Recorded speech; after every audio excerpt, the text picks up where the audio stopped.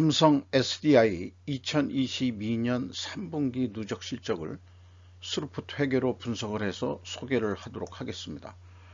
매출은 46.8%가 증가했고요. 영업이익은 65%가 증가했습니다. 하단에 나와 있는 내용 참조해 주시고 내용이 좋았다고 생각하시면 구독, 좋아요 꼭 부탁드리겠습니다. 그리고 1.5배속을 보시면 편하실 것 같습니다.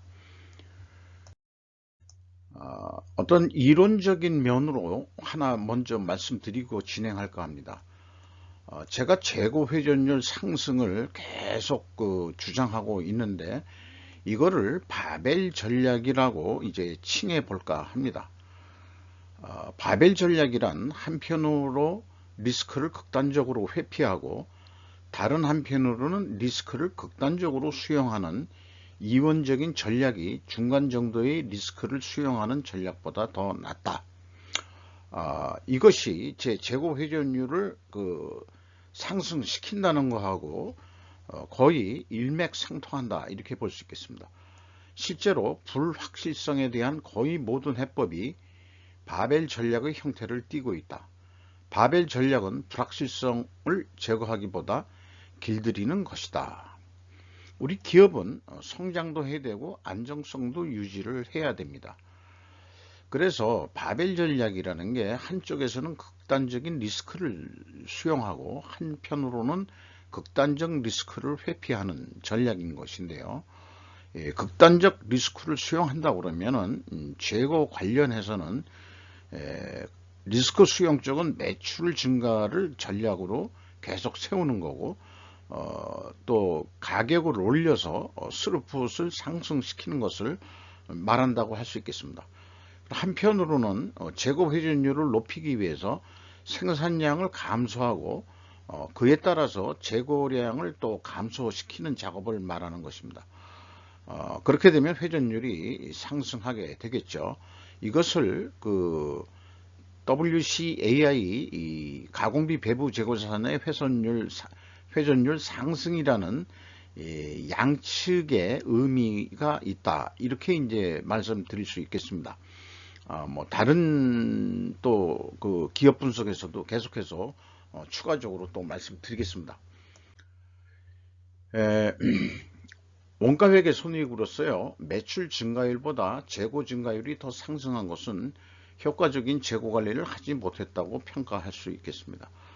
매출은 12조 1천억 원대로서 전년보다 무려 46.8%가 증가했고요. 근데 재고는 66.8% 더 크게 증가했습니다. 매출 원가가 또 매출 증가보다 더 증가해 가지고 판매 관리비 빼니까 그래도 절대 금액이 높아 가지고 영업이익이 72% 증가한 것으로 그렇게 결산이 됐습니다. 그러면 스루풋 쪽 입장에서 보면은 매출에 비례하는 매출 재료비가 57.1% 증가했습니다. 이 두 가지 비교로만 해 보더라도 만약에 판매 가격이 인상이 됐다 하더라도 원재료 가격이 더 크게 올랐다 이렇게 이제 우리가 추정할 수 있습니다. 스루풋 회계는 원인 결과 분석이 더 용이하다고 할 수 있겠습니다. 운영비용이 17.8% 증가했고요. 그 결과 영업이익은 7,627억 원대로서 65% 이익이 증가했습니다. 원가회계 영업이익보다 그러나 481억 원이 적은 수치인데 이것은 가공비 배부 재고자산이 증가했기 때문입니다. 재고자산 내역을 보면은 WCAI 가공비 배부 재고자산이 4,118억 원이나 크게 증가했습니다. 전년도 3분기에는 554억 원 증가를 한 거에 비해서 무려 8배 정도 재고가 증가를 했습니다. 그리고 이 회사에 보면은 제공품이 없는데 제공품이 없는 것을 우리는 반제품 성격으로도 그렇게 이해를 해 볼 수도 있지 않겠느냐 이렇게 생각을 합니다. 반제품이라고 명명할 경우에는 이게 이 반제품 상태에서도 매출이 가능하다 이런 경우에 반제품이라는 용어를 쓰고 있는 것으로 알고 있습니다. 경영평가지표에서 매출 가공 및 배부 재고자산 회전율은 10.6회전이고 또 그 스루풋 그 재료비로 보더라도 똑같이 10.6%로 전년 동기보다 1.23회전이 그 감소했습니다. 그리고 스루풋율은 또 4.7%가 감소했습니다. 이렇게 동일 방향의 이 흐름이면은 재고자산 매출원가 회계가 투명하다. 이렇게 일단은 가정을 합니다. 이 가정도 투명 가정도 검증을 해야 되는데 원재료 가격이 인상이 됐다. 이걸 확인해 봐야 되고요. 그 다음에 스루풋율의 그 하락은 판매 가격이 상대적으로 그 감소했다. 이것을 입증해 봐야 됩니다. 그래서 그 원재료 가격 상승률은 77.62%로 나와 있고요. 재료 비율을 곱하면은 제품 가격 상승률로 되어 있는데 이 제품 가격 단순 평균 상승률은 그 48% 선으로 되어 있어 가지고 그 원재료 가격 인상률보다 적게 올렸다 하는 그런 추정이 또한 확인이 된다고 할 수 있겠습니다. 비성분 재고자산의 변동액에 언노운이 포함된 것을 분리시켜 역산으로 산출한 것이다. 이렇게 말씀드리는데요. 회사는 이 재고자산의 변동액을 뭔지 모르는 그런 상황인데 5조 2,600억에다가 재고자산 변동액이 포함된 거를 묶어가지고 표시한 것 같아요. 그런데 이제 원재료 사용이라고는 또 별도로 그 기록이 되어 있거든요. 그러면은 요거는 이제 제가 그 재고자산 명세에서 그 증가된 금액을 가져온 금액이고 비성분에서는 마이너스로 표현됩니다. 재고가 증가되면은. 그래서 이 C가 도대체 무슨 건지 원재료 사용도 아니고 그럼 이게 뭐냐? 그걸 잘 모르겠어요. 이런 면은 좀 불투명하다고 할 수 있겠습니다. 그리고 가공 비율이 11.7%로 크게 떨어졌는데 이것은 역시 상대적으로 그 원재료 가격이 크게 상승했다. 이렇게 볼 수 있는 것입니다. 그래서 추정은 검증이 된다, 입증이 된다 이렇게 얘기할 수 있겠습니다.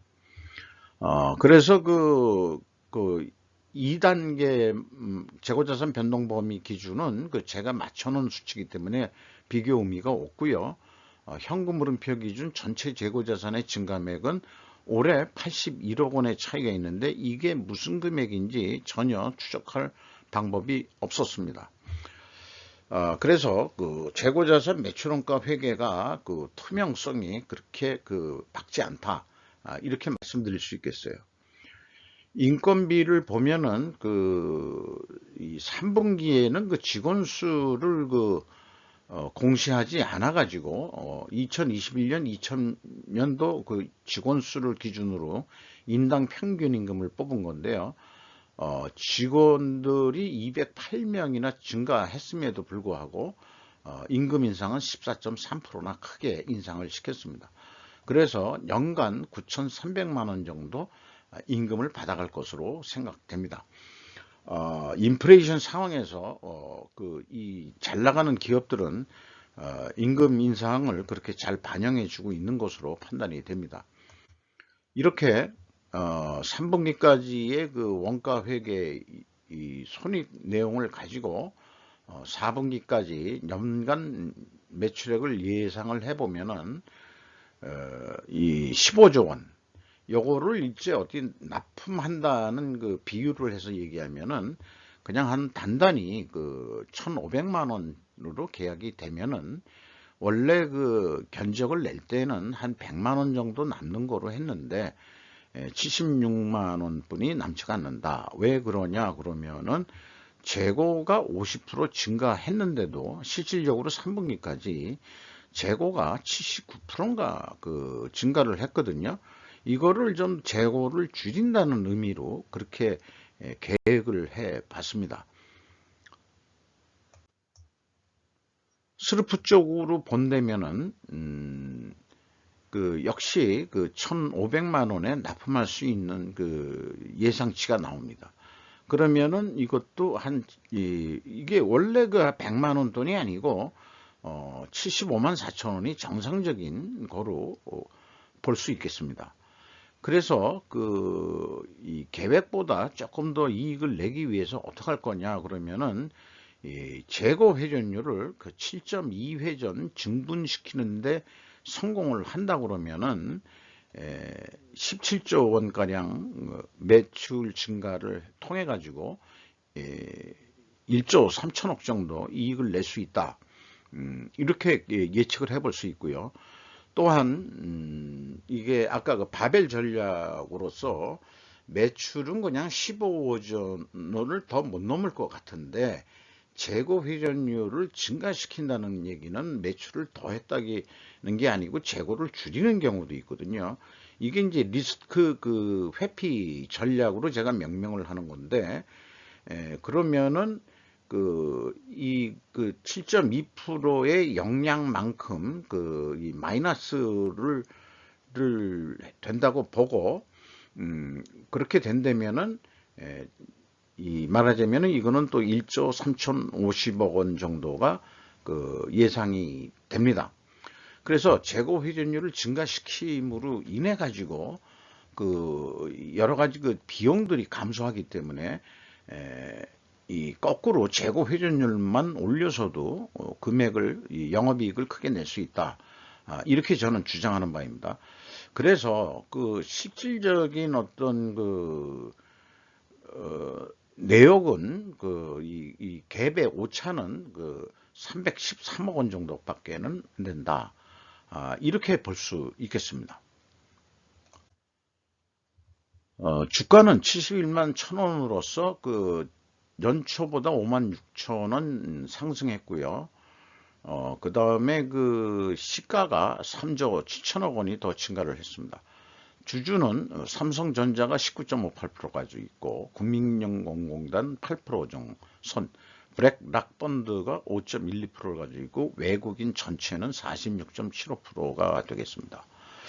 그러면은 일반 우리 국민 내국인들이 이 투자할 수 있는 포션은 요거 20이라고 보고 28, 그 다음에 28이니까 46을 50으로 보고 한 25% 정도만 국내 투자자들이, 개인 투자자들이 참여할 수 있을 거라고 보는데, 물론 이게 25%가 또한 개인 투자자만은 아니겠죠. 뭐 증권회사를 통해 가지고 증권회사들도 자체적으로 또 투자하는 몫이 있으니까 어떤 개미들이 살 수 있는 수량은 한계가 있다, 이렇게 생각이 듭니다. 자본 계정을 좀 추가로 소개를 하고자 하는데요. 자본금이 3,567억 원인데 이 자본잉여금이 100%가 주식 발행 초과금은 아닙니다만은 이 상장할 때 이 삼성 SDI는 그렇게 재미는 못 본 거죠. 한 5조 원을 그냥 얻을 수 있었다, 이런 얘기가 되는 건데, 물론 다른 것도 포함되어 있을 겁니다. 그러나 착실히 이익 잉여금들을 배당을 하면서도 쌓아왔다고 생각을 합니다. 그래서 이 LG 생활건강이 있는데 LG 생활건강을 별도로 방송할 예정입니다만은, 주식 발행 초과금은 LG 건강 LG 생활건강이 아닙니다. 이거 오타를 냈습니다. LG 에너지 솔루션입니다. LG 생활 건강을 제가 뭘 좀 생각하고 있었던 게 오타를 냈네요. 죄송합니다. LG 에너지 솔루션입니다.